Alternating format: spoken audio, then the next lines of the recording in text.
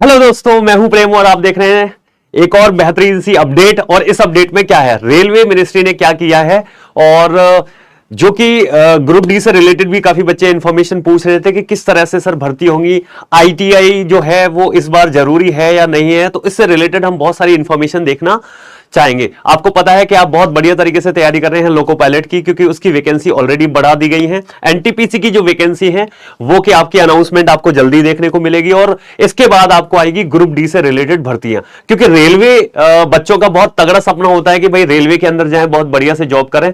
तो जो बच्चे कंफ्यूज है इस चीज को लेके कि जो रेलवे में और पोस्ट जो है आएंगी कि नहीं आएंगी, कब आएंगी, या फिर ग्रुप डी की जो पोस्ट आने वाली है जो कि लगभग जैसे कि नोटिफिकेशंस तो नहीं आए हैं बट पेपर्स में जो कटिंग्स के थ्रू हमें पता चला है कि लगभग 1 लाख जो वैकेंसी है वो आ सकती है, पॉसिबिलिटी है। वो कब तक आएंगी, है ना। या फिर लोको पायलट की वैकेंसी तो ऑलरेडी इंक्रीज कर चुकी है हम, है ना। हम क्या कर चुके हैं, रेलवे मिनिस्ट्री कर चुकी है। हम तो बस प्रेशर करते रहते हैं कि भैया बढ़ाओ बढ़ाओ, बच्चों को ज्यादा से ज्यादा जॉब दो। उसके अलावा हम बात करेंगे ग्रुप डी की। तो ग्रुप डी से रिलेटेड बच्चा अपडेट क्या है कि बच्चे कंफ्यूज हैं कि सर इस बार आईटीआई वाले बच्चों को लिया जाएगा, 10th वाले बच्चों को लिया जाएगा, मतलब जिनके पास आईटीआई नहीं है उनको नहीं लिया जाएगा या लिया जाएगा। इसमें काफी कंफ्यूजन क्रिएशन हो रहा है ना। तो बच्चे कंफ्यूज हैं कि जब फॉर्म आएंगे तो हम उसके लिए तैयारी करें या ना करें, किस तरह से प्रोसेस होता है, वो सारी चीजें देखेंगे। तो सबसे पहले एक नोटिस देखते हैं। रेल मंत्रालय, है ना, लेवल फर्स्ट में रेलवे में नौकरी के लिए अपेक्षित शैक्षणिक योग्यताएं।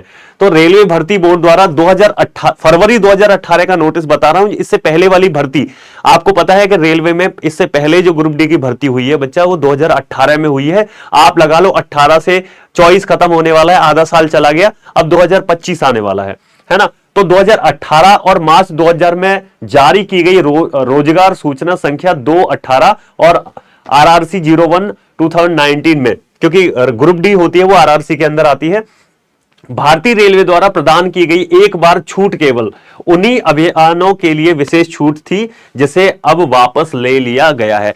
मतलब पहले क्या था कि गवर्नमेंट ये सोचती थी कि आईटीआई के साथ साथ में जो बच्चे हैं 10th 12th पास हैं उनको आईटीआई अगर उनके पास है तो वो ग्रुप डी के लिए एलिजिबल है। ठीक है। अब क्या हुआ, कोरोना का टाइम आया, वहां पे कई बच्चे क्या नहीं कर पाए, कॉलेज ही नहीं जा पाए, स्कूल ही नहीं जा पाए, पढ़ भी नहीं पाए ठीक से। तो वहां पे आईटीआई जो थी उसमें स्पेशल छूट दी गई कि भैया आईटीआई नहीं है तब भी आप एलिजिबल हो इस पोस्ट के लिए। ठीक है, चलिएगा। अब रेलवे के तकनीकी विभाग अर्थात सिविल इंजीनियर, मैकेनिकल है, इलेक्ट्रिकल है, सिग्नल है, टेलीकॉम विभाग है, कैटरिंग विंग में वेतन मैट्रिक्स लेवल फर्स्ट में 15/6/2019 के बाद अधिसूचित की जाने वाली सभी भावी भर्तियों के लिए न्यूनतम शैक्षणिक योग्यता 10वीं, यानी 2018 में जो भर्ती निकाली गई थी उसके लिए न्यूनतम शैक्षणिक योग्यता 10वीं थी। और 10वीं के अलावा आईटीआई वाईटीआई का कोई चक्कर नहीं था। क्यों नहीं था? क्योंकि छूट दी गई थी। पहले था, मतलब आईटीआई होना गवर्नमेंट चाहती थी कि हम रिक्रूट करें तो 10th प्लस आईटीआई वाले बच्चों को रिक्रूटमेंट दें। बट 2018 में जो भर्ती हुई उसमें स्पेशल छूट दे दी गई, क्योंकि कोविड वाला टाइम भी आया बाद में 19 के टाइम में, जब तक एग्जाम भी बच्चों के नहीं हो पाए थे उस टाइम तक, है ना। और बाकी बच्चों की पढ़ाई भी छूट गई थी। तो ओनली 10वीं जो है वो 10वीं उत्तीर्ण हो वो आपका क्या मान लिया गया, वो आपकी एलिजिबिलिटी मान ली गई। राष्ट्रीय व्यवसायिक प्रशिक्षण परिषद द्वारा प्रदान किया गया नेशनल अप्रेंटिस प्रमाण पत्र या 10वीं उत्तीर्ण प्लस आईटीआई होगी, है ना। अब क्या है, आपके पास 10th के साथ साथ पहले आईटीआई भी मांगी जाती थी। अभी क्या है, उस टाइम 2018 में क्या किया गया कि भैया 10वीं है चलेगा, अगर 10वीं के अलावा आपके पास अप्रेंटिस का सर्टिफिकेट है या फिर आपका आईटीआई है तो आप एलिजिबल हो भाई। ये आपका वैकेंसीज थी, है ना। और अगर आप पोस्ट पैरामीटर्स देखें अलग अलग हैं, जैसे अलग अलग कौन कौन सी पोस्ट होती है इसके अंदर ग्रुप डी के अंदर, तो ये मैं पोस्ट बता देता हूं। जैसे डेजिग्नेशन जो है असिस्टेंट वर्कशॉप में है, ब्रिज में है, assistant CNW, assistant depot, assistant loco sad, है ना। जो डीजल मैकेनिकल है, इलेक्ट्रिकल है, असिस्टेंट ऑपरेशन है, असिस्टेंट पॉइंट्समैन है, सिग्नल एंड टेलीकॉम में वैकेंसी आती है, असिस्टेंट ट्रैकमैन मशीन वाले डिपार्टमेंट में आप लग सकते हैं, असिस्टेंट एएनटी या असिस्टेंट टीएल और एसी वर्कशॉप में, असिस्टेंट टीआरडी है, असिस्टेंट वर्क है, असिस्टेंट वर्क्स वर्कशॉप के अंदर है ये दोनों वैकेंसी।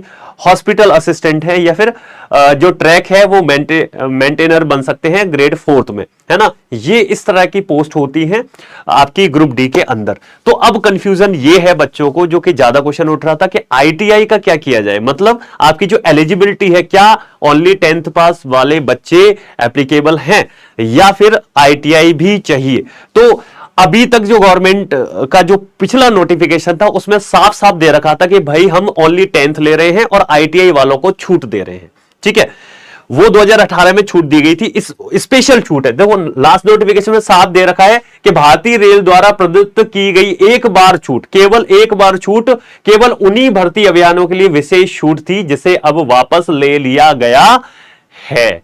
इसका मतलब है भैया आईटीआई, मतलब अब का नोटिफिकेशन देखने को जो मिलेगा ग्रुप डी का, जो कि प्रस्तावित है, लगभग मिल सकता है अगस्त या सितंबर में आपको देखने को मिल सकता है, और 1 लाख प्लस भर्ती आपको देखने को इसमें मिल सकती है। उसमें जो विशेष छूट थी आईटीआई नहीं, उसको पीछे मतलब गवर्नमेंट ने उसी टाइम बोल दिया गया था कि भाई अब इसके बाद में हम ऐसा नहीं करेंगे कि आईटीआई में विशेष छूट दी जाए आपको, मतलब आपके पास 10th प्लस आईटीआई होनी चाहिए। तो आप नोटिफिकेशन में ये मान के चले कि भैया आईटीआई करनी पड़ेगी आपको, सिंपल सी बात ये है। तो ये था आपका कंफ्यूजन। उसके अलावा गवर्नमेंट ऑफ इंडिया का ये नोटिफिकेशन दिखा देता हूं, डिटेल सेंट्रलाइज एम्प्लॉयमेंट नोटिस, ये आरआरसी 01 2019 का है, इसमें सारी चीजें लिखी हुई है, ठीक है।